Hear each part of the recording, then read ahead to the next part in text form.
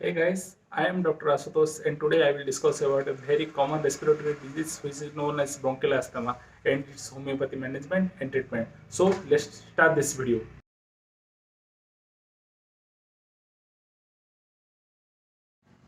जैसे कि दोस्तों ब्रोंकियल अस्थमा के बारे में जानने से पहले हमको लंग्स के स्ट्रक्चर के बारे में जानना चाहिए। तो बेसिकली लंग्स के स्ट्रक्चर में ट्रकिया, ब्रोंकोस और ब्रोंकाई को लेकर ये लंग्स फॉर्मेशन होता है। ठीक है, इसमें क्या होता है ना, ब्रोंकियल अस्थमा में हमारा जो मेन जो रेस्पिरेटरी ट्रैक है उसका इन्फ्लामेशन हो जाता है।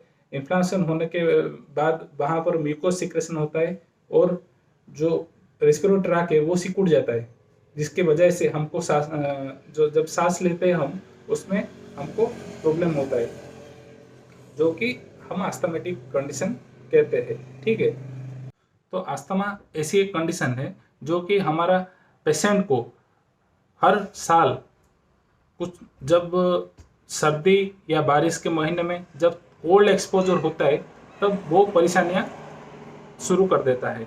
ठीक है, तो इसमें क्या होता है ना, एक अस्थमेटिक अटैक आता है, ज़्यादातर पेशेंट ये बोलते हैं। ठीक है, कब होता है, जब हम जो अस्थमेटिक पेशेंट है, जो अस्थमा पेशेंट है, वो जब डस्ट को एक्सपोजर होते हैं तो उनका वो अस्थमेटिक अटैक आ जाता है, यानी सांस लेने में दिक्कत होता है उनको। ठीक है, बेसिकली अस्थमा का तीन सबसे कॉमन सिम्टम है, व्हीजिंग है, चेस्ट टाइटनेस होना और ब्रीथलेसनेस, यानी सांस लेने में दिक्कत होना। ये तीनों बहुत ही कॉमन सिम्टम है।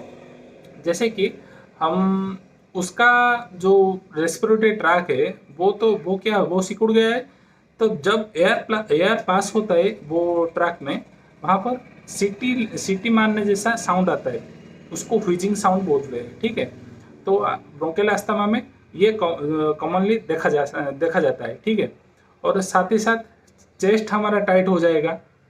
ठीक है, और सांस लेने में बहुत सारा प्रॉब्लम होगा।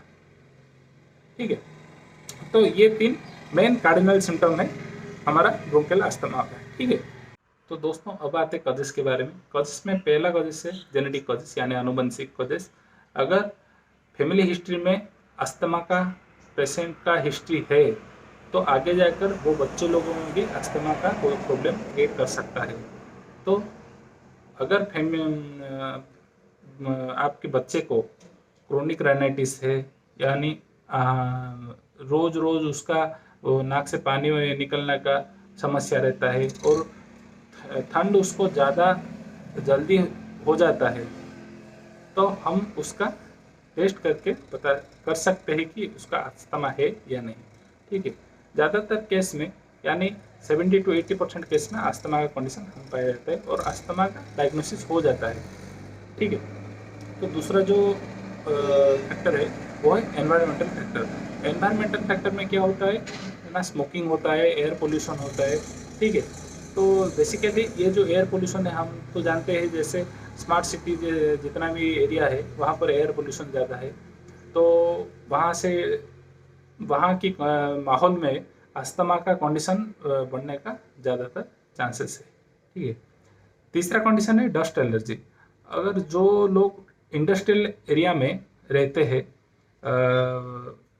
तो वहाँ रोज डस्ट को इनहेल करते हैं, तो वहाँ पर हमारा ये अस्थमा का कंडीशन देखा जा सकता है।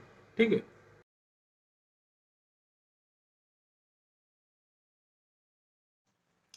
तो क्या आपको पता है दोस्तों, हर साल पूरा वर्ल्ड में ओवर 10 मिलियन पीपल अफेक्टेड होते हैं अस्थमा में। तो ये एक बहुत गंभीर समस्या है। तो बेसिकली लोग क्या करते हैं, जब अस्थमेटिक अटैक आते हैं तो वो नेबुलाइजर यूज करते हैं और उसके साथ साथ कुछ एलोपैथी दवाई भी यूज करते हैं। लेकिन दोस्तों, अस्थमा का होम्योपैथी में बहुत अच्छा इलाज है और मैं मेरा क्लिनिक में पेशेंट को देता हूँ होम्योपैथी मेडिसिन और बहुत अच्छा रिजल्ट भी पाता हूँ। ठीक है, तो आज आपको मैं बताऊंगा कुछ ऐसा होम्योपैथी रामबाण दवाई जो कि पेशेंट को इतना रिलीफ करता है अस्थमा की केस में, तो आपकी देखकर बहुत शौक हो जाएगी। तो दोस्तों, होम्योपैथी में मैं पहले प्रिफर करूंगा उसका कॉन्स्टिट्यूशनल रेमेडी देने को। कॉन्स्टिट्यूशन यानी उसका प्रॉपर टेस्टिंग करने के बाद एक उसका जो कॉन्स्टिट्यूशन आएगा, बेसिकली हर इंसान का कॉन्स्टिट्यूशन अलग अलग है। तो बेसिकली जो अलग अलग होगा, तो अस्थमेटिक केस में पेशेंट को मैं इंडिविजुअलाइजेशन करके पहला एक कॉन्स्टिट्यूशनल मेडिसिन देता हूँ, ठीक है। उसके साथ साथ कुछ ऐसी दवा देता हूँ जो कि बहुत अच्छा काम करता है। तो जो अस्थमा के लिए बहुत अच्छा दवा है, उस दवा में पहला दवा आता है हमारा ब्लाटा ओरिएंटालिस क्यू। ये एक बहुत बढ़िया अच्छा दवा है जो कि बहुत बढ़िया काम करता है अस्थमा के केस में। अगर अस्थमा का बीमारी बहुत पुराना है आपके शरीर में, यानी 4 साल 5 साल बहुत पुराना हो गया है अस्थमा आपके शरीर में रहकर, तो आप उस ड्रग्स को लेके आप रोज हमेशा दिन में 3 बार 10 बूंद जब करेंगे तो अस्थमा का कंडीशन में आपको जल्दी रिलीफ मिलेगा। साथ ही साथ और भी हमारा मेडिसिन है, जैसे कि ग्रांडेलिया क्यू और एस्पिडोस्पर्मा क्यू। ये सब बहुत अच्छा दवा है अस्थमा के लिए। साथ ही साथ अगर डाइल्यूशन में हम देखेंगे तो डाइल्यूशन में हम ब्रोमियम 200 दे सकते हैं और कालीफॉस भी दे सकते हैं, और साथ ही साथ अर्लिया रिसिमोजा नाम का एक ड्रग्स है, हम उससे भी दे सकते हैं, ठीक है। अब मैं आपको बताऊंगा मेरा एक जो कॉम्बिनेशन है जो कि मैं अस्थमा का केस में देता हूँ। तो बेसिकली उस केस में वो जो कॉम्बिनेशन में है उसमें मैं 4 दवा लेता हूँ। वो जो 4 दवा है उसका क्यू फॉर्म में लेता हूँ, ठीक है, यानी मदर टिंचर के फॉर्म में लेता हूँ मैं। तो फर्स्ट दवा है हमारा लोबेलिया मदर टिंचर, दूसरा है ब्लाटा ओरिएंटालिस, तीसरा है ग्रैंडेलिया और चौथा है एस्पिडोस्पर्मा। ये 4 को लेके मैं बराबर एक शीशी में ले लेता हूँ बराबर, और उसको मैं पेशेंट को देता हूँ। उसका सेवन करने का समय है दिन में 3 बार खाना है, खाने के बाद खाना है, और 15-15 बूंद दिन में 3 बार खाना है, ठीक है।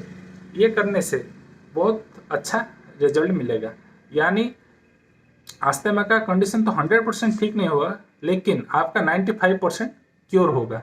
मैं ये गारंटी के साथ बता रहा हूँ आपको, ठीक है। और एक कंडीशन है इस दवा लेने से पहले, ये जान लेना चाहिए कि ये दवा बेसिकली छोटे बच्चे के लिए नहीं है, ठीक है। और आप जब भी अस्थमा का दवा लेते हैं, कोई भी अच्छा प्रैक्टिशनर के पास जाके आप अपना इलाज कीजिए और उससे सजेशन लेके मेडिसिन लीजिए। ये मेरा कुछ दवा था, मैं आपको बता दिया, ठीक है। तो आशा करता हूँ आप सबको इसके बारे में, अस्थमा के बारे में मैं कुछ बता पा रहा हूँ। और ऐसे ही वीडियोस, इंटरेस्टिंग वीडियोस जानने के लिए, देखने के लिए आपको मेरे चैनल को लाइक से सब्सक्राइब कर दीजिए और साथ ही साथ मुझे सपोर्ट कर दीजिए, ठीक है। Thank you.